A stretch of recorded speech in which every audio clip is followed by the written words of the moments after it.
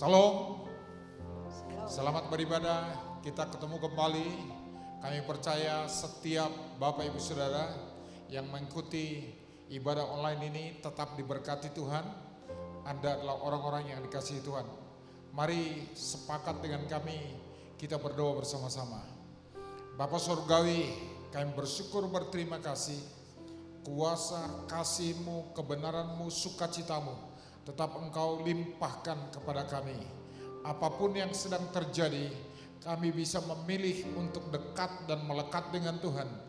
Justru setiap persoalan kehidupan ini, kami sedang mau belajar, mengenal, memahami Tuhan kami, sehingga kami akan menjadi serupa dengan Kristus yang memimpin kami dalam iman dan membawa iman kami ke dalam kesempurnaan. Berbicaralah kepada kami lewat syair pujian, lewat Roh Kudus-Mu, lewat kebenaran firman Tuhan. Di dalam nama Bapa, Anak dan Roh Kudus, kami memulai ibadah kami. Haleluya. Amin. Salam sahabat Allah, apa kabar semua hari ini? Kita percaya kasih kuasa Tuhan terus ada yang nyata bagi kita. Mari kita datang di hadapan Tuhan, kita bawa sembah syukur kita di hadapannya. Sebab Dia Allah yang baik, sebab Dia Allah yang selalu mengasihi kita.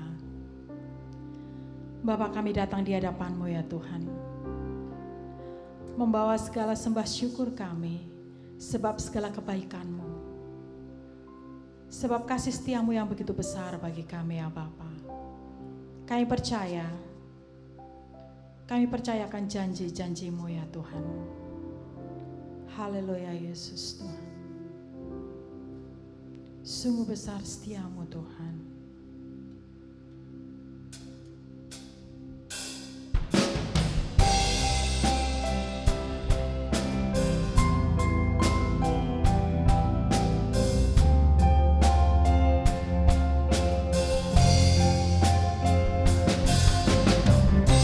Sungguh nyata kasih-Mu Tuhan bagi kami.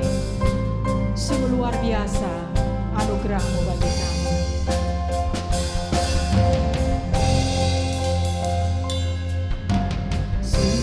Besar setiamu, dan dari sepanjang hidupku, darah-Mu telah layakkan kehidupanku.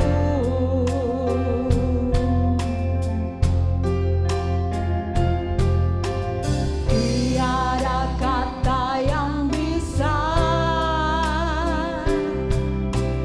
lukiskan indahnya Kau Tuhan.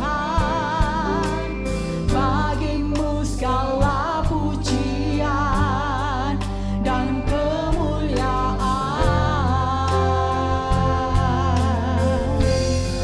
Ku tinggikan Engkau Tuhan, melebihi segalanya, lebih dalam ku menyembah,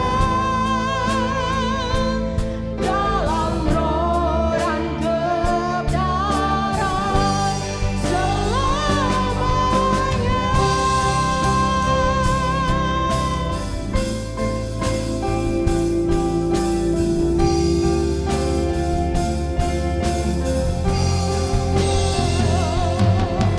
Sungguh besar setiamu,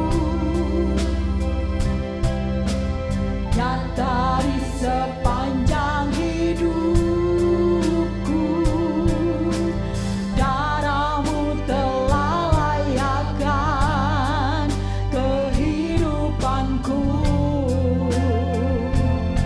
Tiada kata yang bisa, tiada kata yang bisa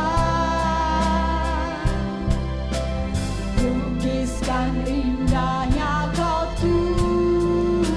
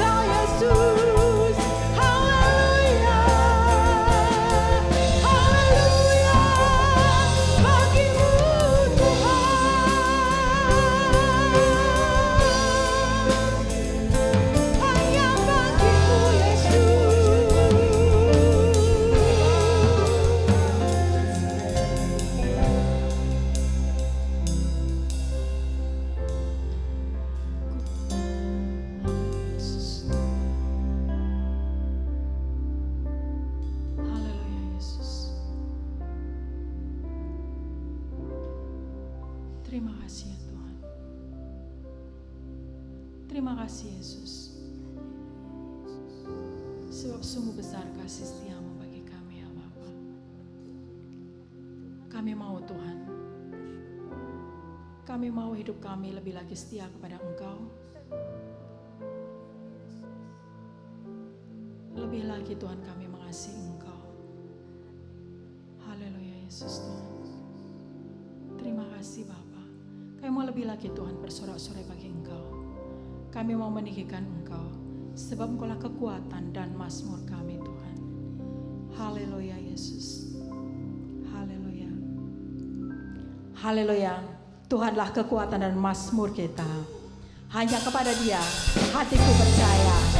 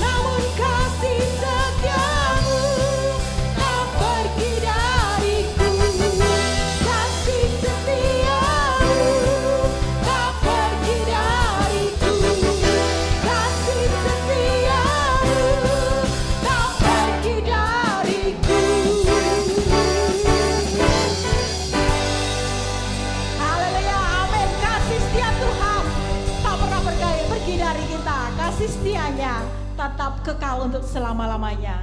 Haleluya. Saatnya kita akan mendengarkan firman Tuhan. Mari kita siapkan hati kita. Haleluya Yesus. Sebab Engkau berfirman, maka semuanya jadi. Engkau memberi perintah, maka semuanya ada.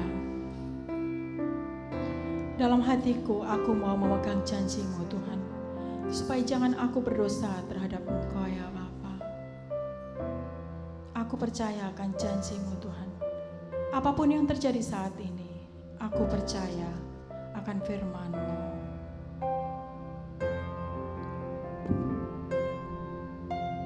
Saat ku tak melihat jalan-Mu, saat ku tak mengerti rencana-Mu, namun tetap ku pegang janji-Mu. Pengharapanku hanya padamu. Hatiku percaya,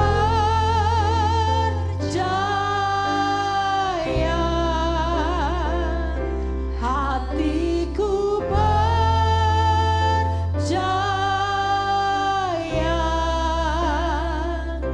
hatiku percaya,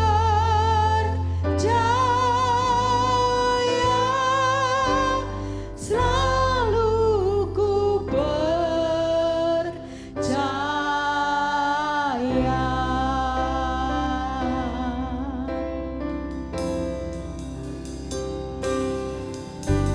Saat ku tak melihat jalan-Mu, saat ku tak mengerti rencana-Mu, namun tetap ku pegang janji-Mu. Pengharapanku hanya padamu. Hatiku percaya,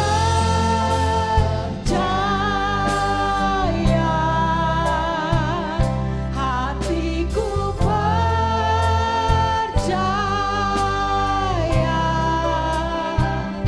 hatiku percaya, selalu ku percaya.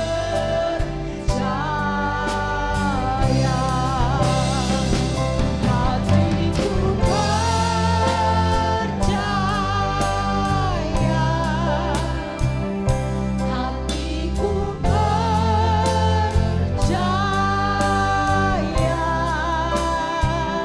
hatiku percaya, hatiku percaya,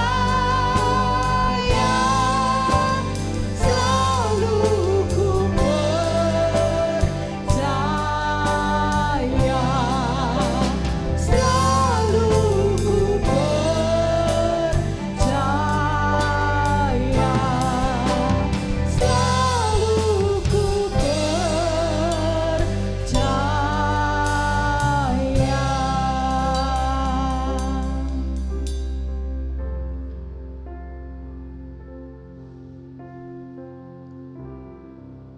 Mari kita satukan hati kita.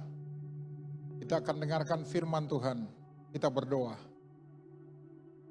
Bapa Surgawi, kami bersyukur berterima kasih. Kami ada kesempatan merenungkan kebenaran firman-Mu. Berbicaralah kepada hati kami, pada jiwa kami, buat kami menangkap mengerti. Karena itu kami minta, beri kami roh hikmat, roh pewahyuan untuk mengenal, memahami kebenaran firman Tuhan. Hamba rindu diberkati bersama-sama, dituntun, diarahkan. Dan apa yang Kau inginkan, Kau sampaikanlah kepada setiap kami. Dan setiap kami dapat menangkap dan mengerti. Kami bisa kuat menjalani hari-hari hidup kami. Bahkan kami semakin mengenal dan dekat dengan Tuhan. Di dalam nama Yesus kami berdoa, bersyukur, berterima kasih. Haleluya. Amin. Shalom untuk kita semuanya. Saya percaya Bapak Ibu Saudara semua dalam perlindungan Tuhan, tetap kuat, tetap semangat dalam mengikut Tuhan.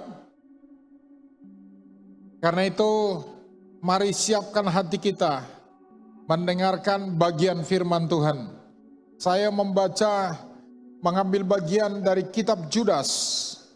Kita tahu kitab Judas 1 pasal, ayat 17 sampai dengan ayat yang ke-23. Saya membacakan untuk setiap Bapak Ibu Saudara, termasuk saudara-saudaraku yang ada di rumah. Dengarkanlah baik-baik kebenaran firman Tuhan ini.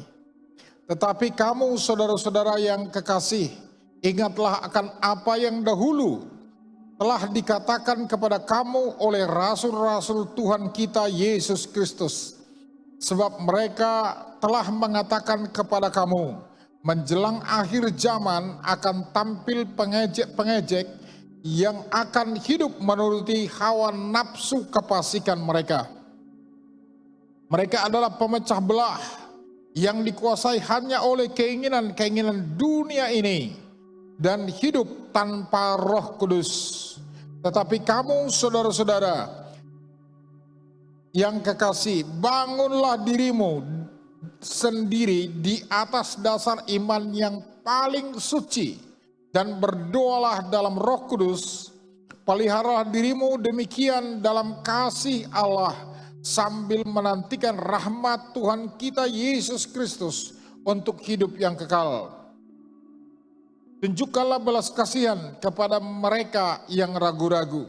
Selamatkanlah mereka dengan jalan merampas mereka dari api.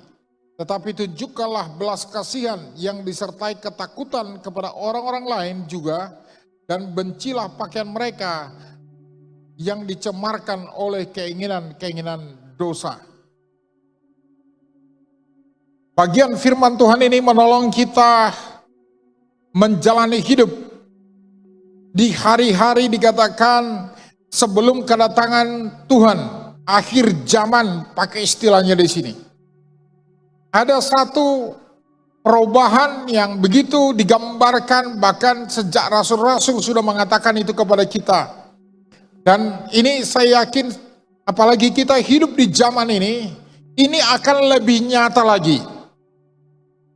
Apa itu yang digambarkan di dalam ayat 17 sampai dengan ayat 19 di sini dikatakan bahwa ingatlah apa yang dahulu dikatakan kepada kamu oleh rasul-rasul Tuhan kita Yesus Kristus. Sebab mereka telah mengatakan kepadamu menjelang akhir zaman akan tampil pengejek-pengejek yang hidup menuruti hawa nafsu kefasikan mereka. Mereka adalah pemecah belah yang dikuasai hanya oleh keinginan-keinginan dunia ini dan yang hidup tanpa Roh Kudus. Saya percaya ini sedang terjadi di masa kita ini. Ada banyak orang hidup yang dikatakan tampil sebagai pengejek-pengejek yang menuruti hawa nafsu kefasikan mereka. Di mana-mana, tidak baik di sosial media, dalam kehidupan, dalam bermasyarakat sekalipun, seringkali ada banyak orang hidupnya suka mengejek. Bahkan yang menamakan diri sebagai orang Kristen pun itu juga suka mengejek. Bahkan kadang-kadang status sebagai hamba Tuhan, sebagai pendeta atau apapun, dia tanpa dia sadar sebenarnya suka mengejek. Dan ini diingatkan kepada kita, kalau hidup kita menjalani hari-hari hidup kita suka mengejek orang, suka membicarakan dosanya orang, versi dia, bukan versi Tuhan. Karena kalau Anda perhatikan, Tuhan Yesus di zamannya sendiri sebenarnya ada banyak orang yang mengejek Tuhan Yesus juga. Tapi di mata Tuhan, di mata Allah Bapa, Yesus tak benar. Tapi di mata masyarakat zaman itu, mereka mengejek Yesus luar biasa. Ada sejumlah orang yang begitu. Justru orang-orang beragama. Kalau di sini dikatakan, hidup tanpa Roh Kudus. Ini menjadi perenungan yang paling besar. Kalau kita berbicara tentang kita memahami Tuhan, mengenal Tuhan, itu sangat berkaitan dengan sikap kita terhadap Roh Kudus yang diberikan kepada kita. Dan si pengejek ini yang dibicarakannya di sini hidup dalam hawa nafsu keinginan-keinginannya karena apa? Hidup tanpa Roh Kudus. Kita sebagai orang percaya seharusnya Anda punya Roh Kudus. Tapi juga mungkin kalau hanya sekedar beragama Kristen, Anda belum tentu ada Roh Kudusnya. Bahkan kalau ditanya, mungkin Anda sendiri mengakui, saya nggak tahu apa itu Roh Kudus. Tapi hari ini, saya mendorong kita, mintalah ini.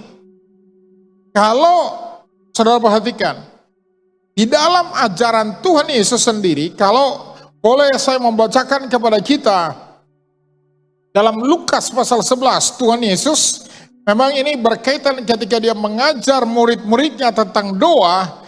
Dalam Lukas pasal 11, dia menceritakan di situ bahwa betapa penting sebenarnya dalam kehidupan orang percaya itu Roh Kudus. Perhatikanlah apa yang dikatakan Tuhan Yesus dalam Lukas 11, saya baca ayat 9 sampai dengan ayat yang ke-13. Oleh karena itu aku berkata kepadamu, mintalah, kamu akan diberikan kepadamu. Carilah, maka kamu akan mendapat. Ketoklah, pintu akan dibukakan bagimu. Karena setiap orang yang meminta, menerima. Dan setiap orang mencari, mendapat. Dan setiap orang yang mengetok, baginya pintu dibukakan. Perhatikan baik-baik. Ayat 11.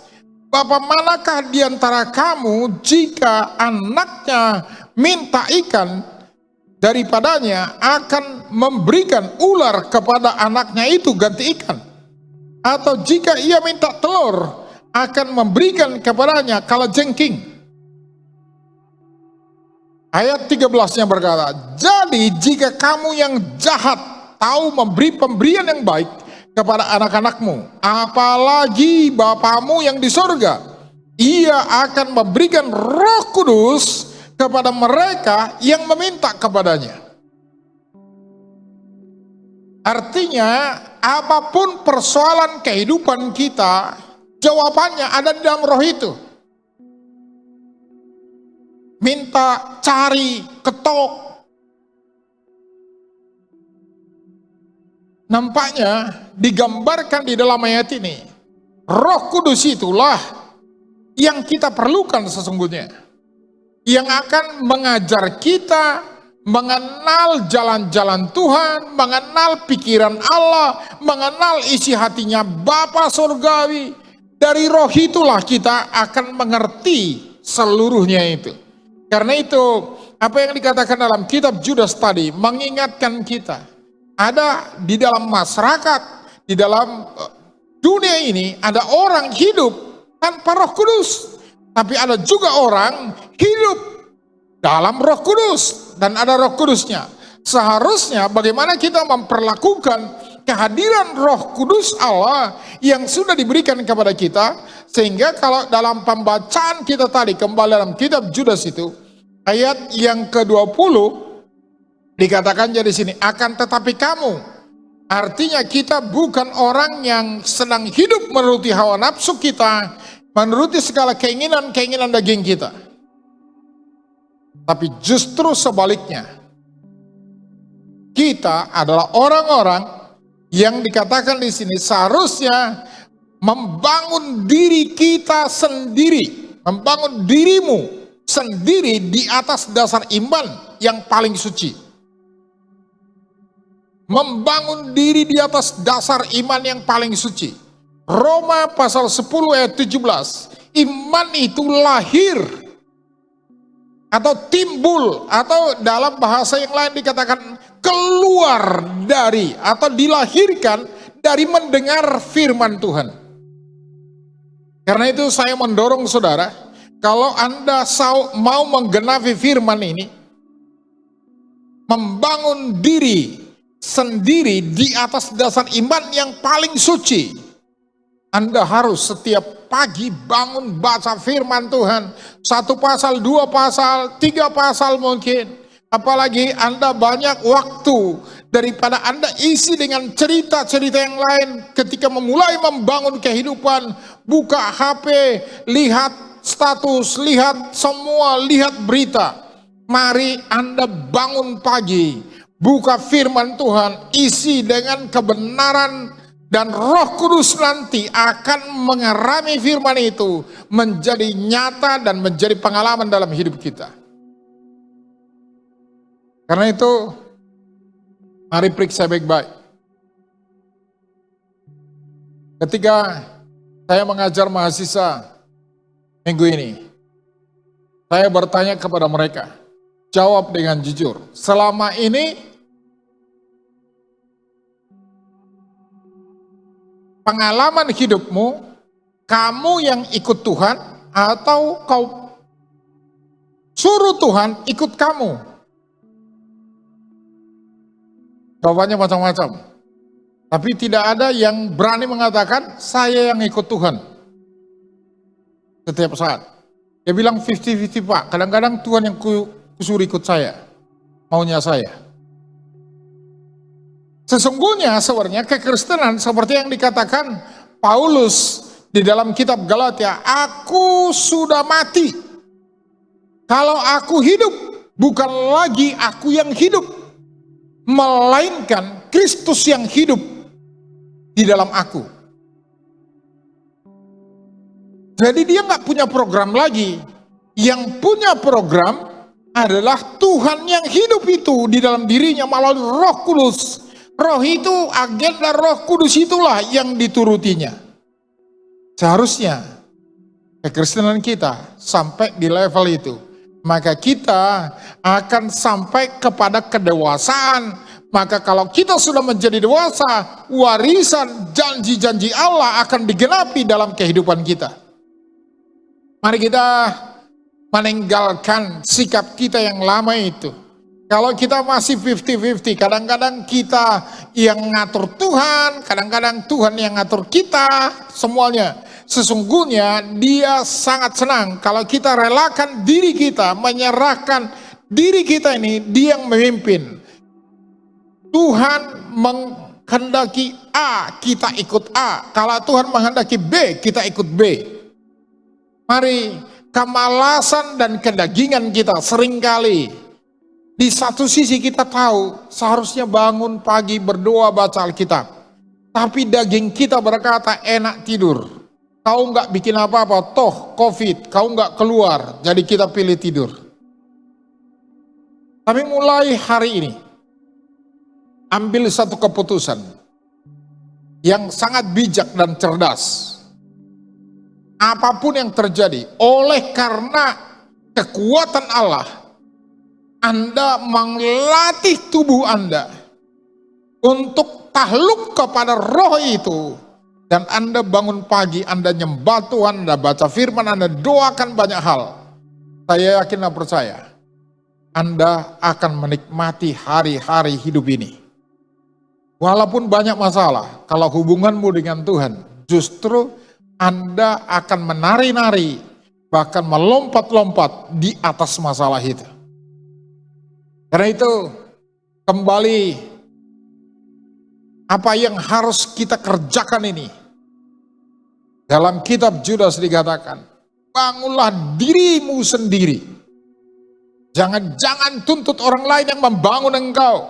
Tapi Anda sendiri memutuskan dalam dirimu sendiri, oleh kekuatan Roh Kudus Allah, aku akan mengasihi, melayani Tuhan. Hari ini mulutku akan kugunakan mempermuliakan nama Tuhan.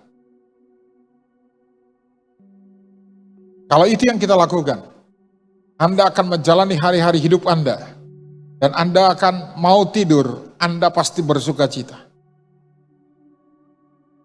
Yang kedua dikatakan sesudah disuruh bangun diri di atas dasar iman yang paling suci. Yang kedua dikatakan berdoalah dalam Roh Kudus.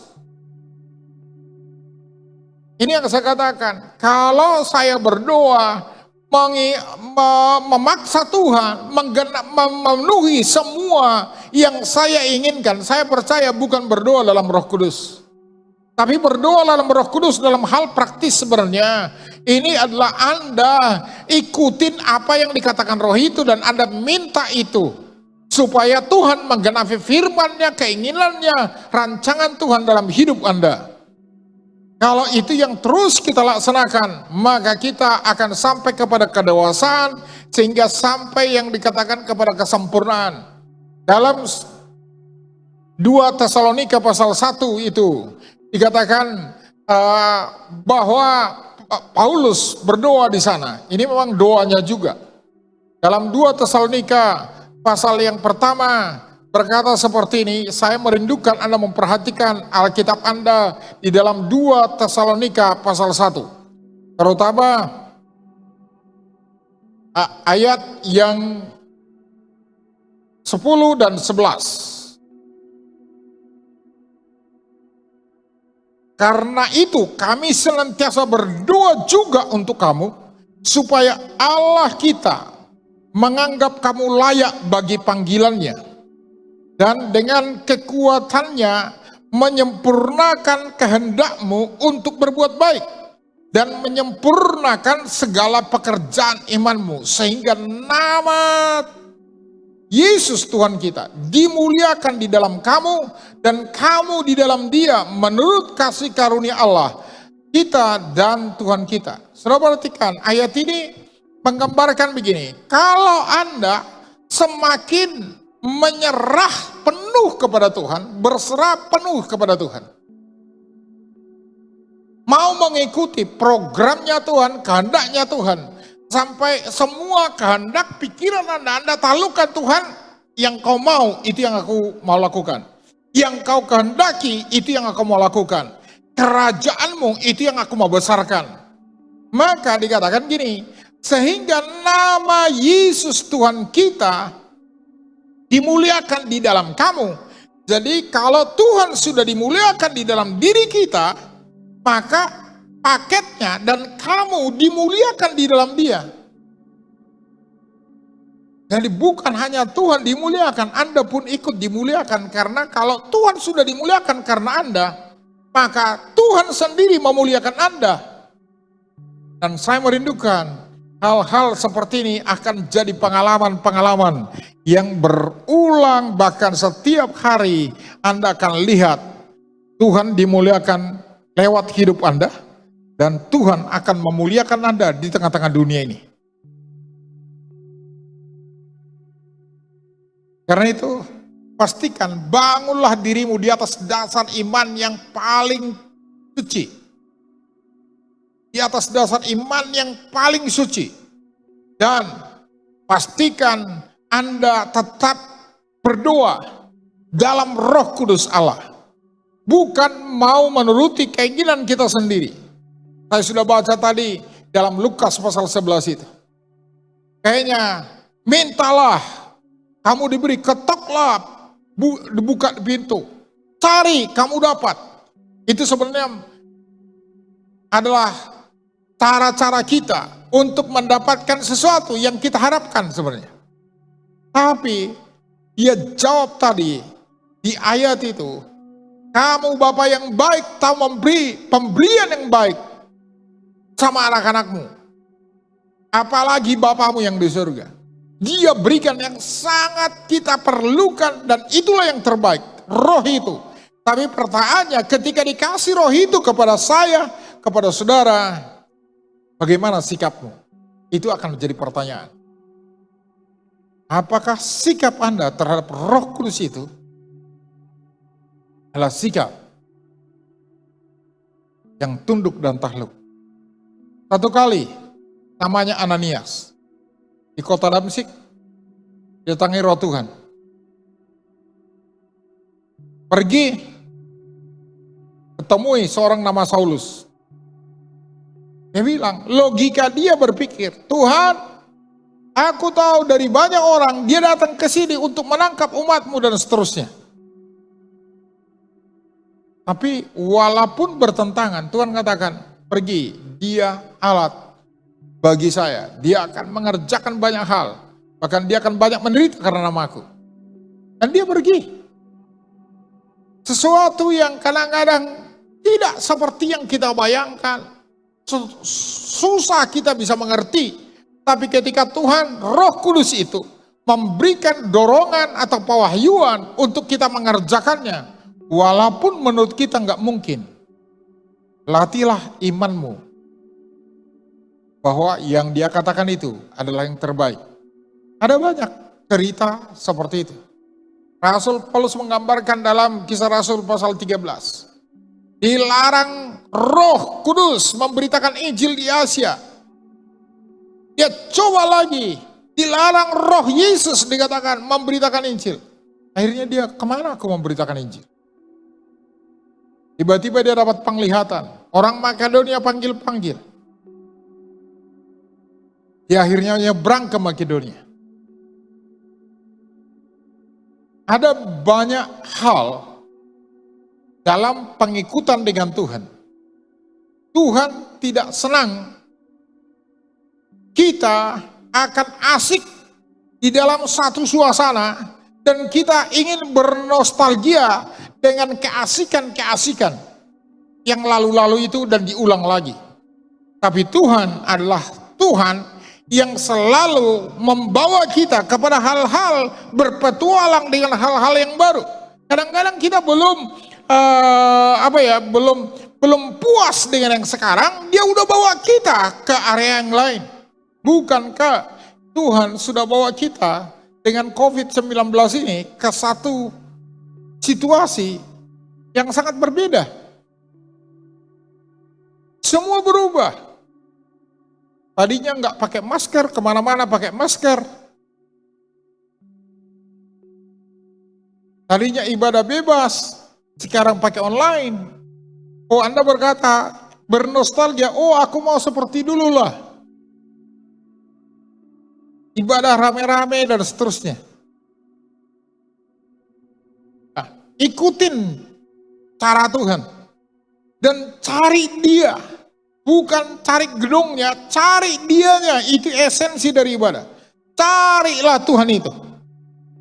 Ketika engkau di rumah, engkau cari dia dengan sungguh-sungguh, dia datang di rumahmu. Ketika engkau di mana saja, ketika engkau mau mencari wajah Tuhan, merendahkan diri, meninggalkan jalan-jalan kita yang jahat, pikiran kita yang jahat, dia bisa menyatakan diri. Sehingga mari kita bukan untuk diri kita hidup. Sehingga kalau di dalam ayat 21, 22, 23 menggambarkan akan hal ini, kita juga harus punya dampak kepada orang lain. Sehingga dikatakan, peliharalah dirimu dalam kasih Allah sambil menantikan rahmat Tuhan kita Yesus Kristus untuk hidup yang kekal. Jadi di satu sisi kita membangun diri kita sendiri, kita berdoa dengan Roh Kudus, kita pelihara diri kita, baik fisik kita menjaga fisik kita ini menjadi kuat, sehat dengan berolahraga, menjaga semua protokol kesehatan, dikatakan kita jaga semuanya. Tapi di sisi lain dikatakan ayat selanjutnya, tunjukkanlah belas kasihan kepada mereka yang ragu-ragu. Ini dampak yang harus kita berikan. Kita menunjukkan belas kasihan kepada orang yang sedang ragu-ragu dengan Tuhan. Orang yang sedang mencari-cari Tuhan.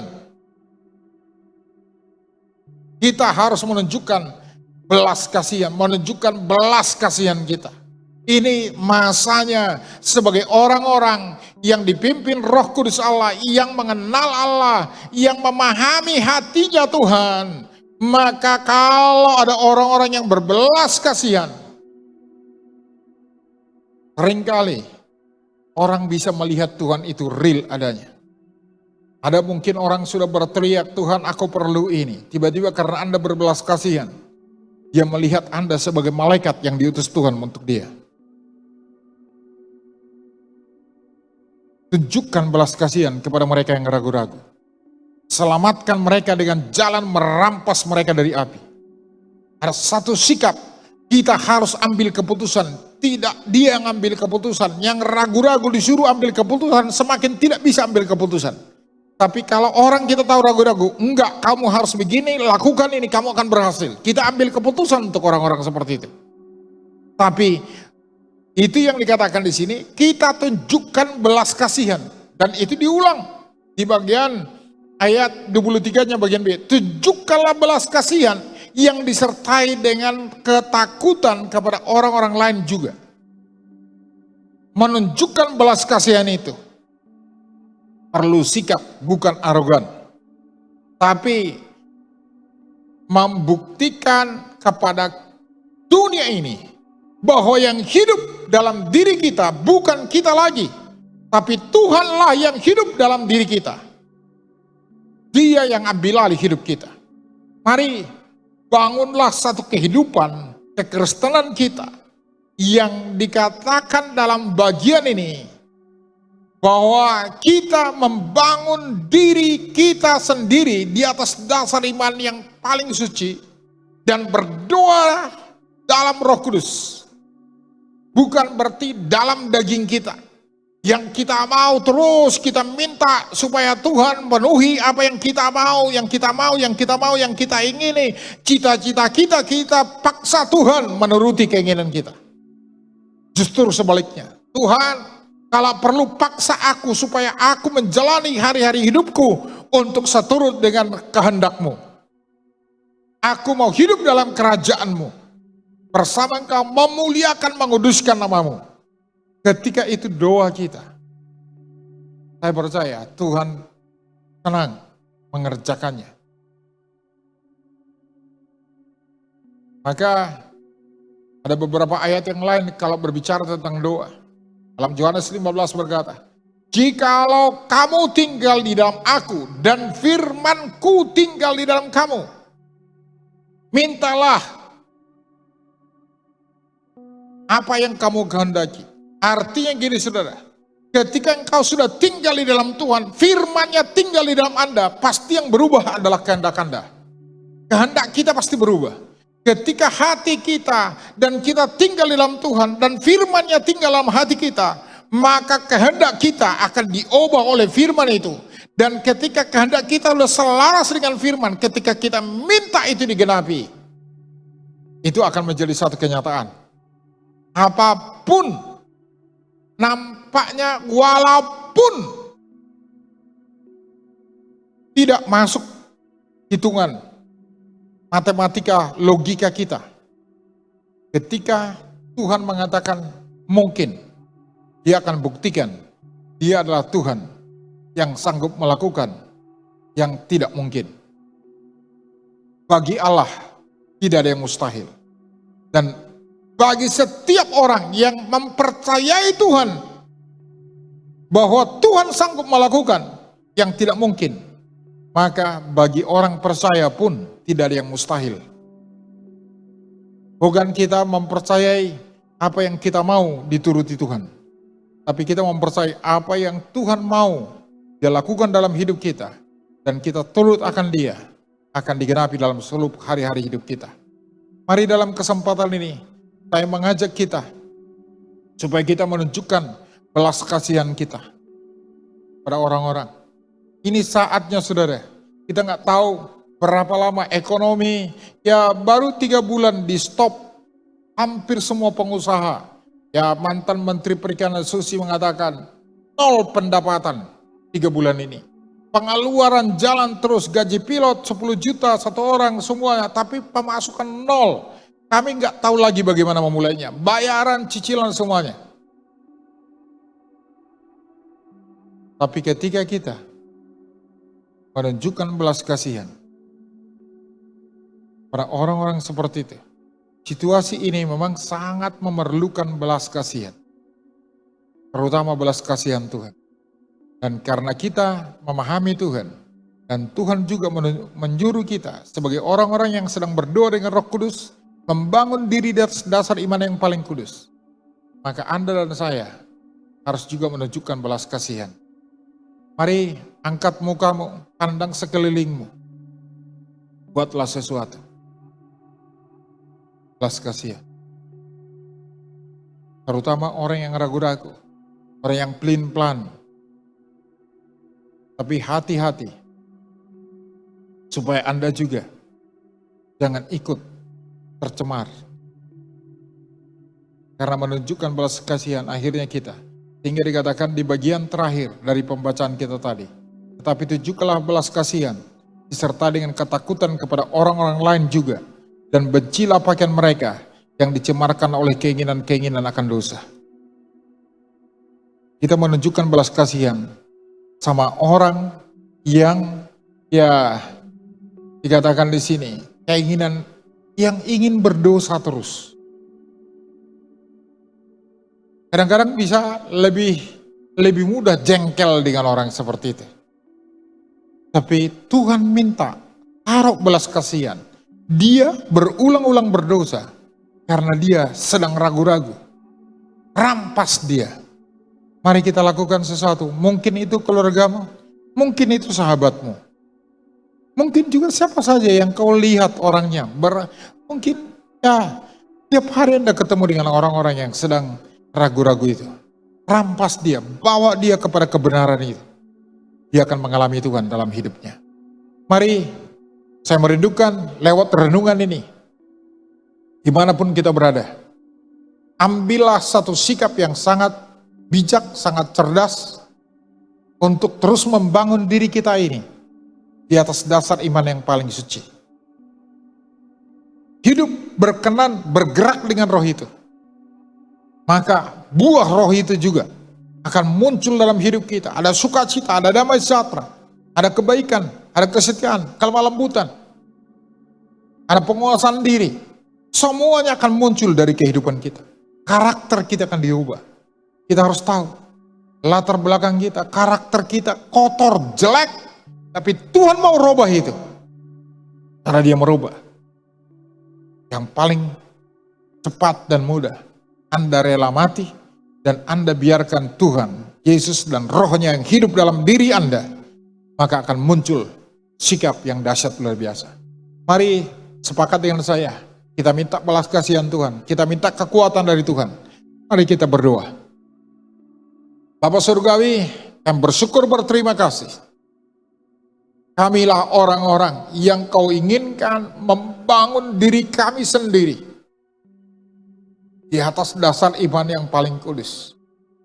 Dan kami akan terus menghargai dan berdoa dengan roh yang kudus-Mu yang Kau sudah berikan kepada kami. Dan kami juga akan menunjukkan belas kasihan kepada orang-orang yang perlu belas kasihan di sekitar kami. Dengan kekuatan daripadamu kami sanggup melakukannya. Dengan kekuatan kami sendiri kami gagal dan tidak mampu. Karena itu semua keinginan-keinginan kami akan dosa, keinginan-keinginan daging kami, keangkuhan kami mau bawa ke salib itu dan kami mematikannya, menaklukkannya ke situ. Dan biarlah Kristus yang hidup dalam kami. Di dalam nama-Mu yang berkuasa, Yesus Kristus Tuhan, kami berdoa. Amin. Mari setiap kita mempersiapkan persembahan kita di hadapan Tuhan. Saya merindukan persembahan, saya selalu ingatkan, adalah sikap hati kita. Dengan sukacita, dengan rela hati, kita mengaku Tuhan, semua persembahan kami yang kami berikan ini adalah dari Tuhan. Kalau Anda sudah mempersiapkannya, mari kita satukan hati kita. Kita berdoa. Bapa Surgawi, terima kasih dalam kesempatan ini. Kami bisa memberikan persembahan lagi. Kami memberikan dengan sukacita. Diberkatilah setiap yang kami sentuh, yang kami kerjakan. Karena kami tahu semua yang kami miliki adalah dari Tuhan adanya. Dan biarlah Tuhan senang dengan persembahan kami. Di dalam nama Yesus, kami berikan persembahan kami. Amin. Bagi Anda, yang memberikan persembahan. Anda bisa memberikan kepada ketua my friend, tapi juga bisa ditransfer ke rekening gereja. Saya percaya Anda diberkati Tuhan.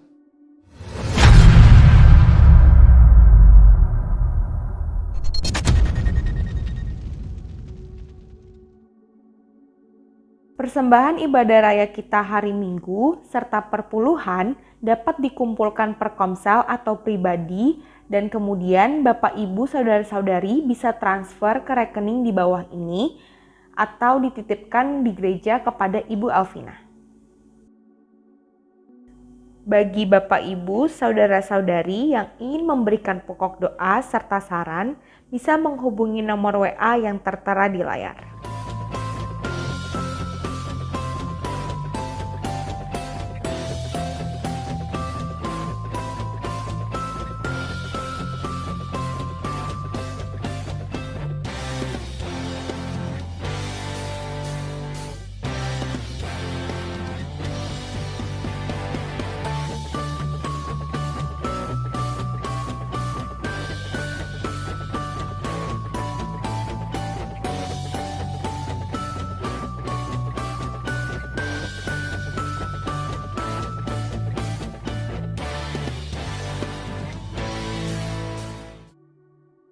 Mari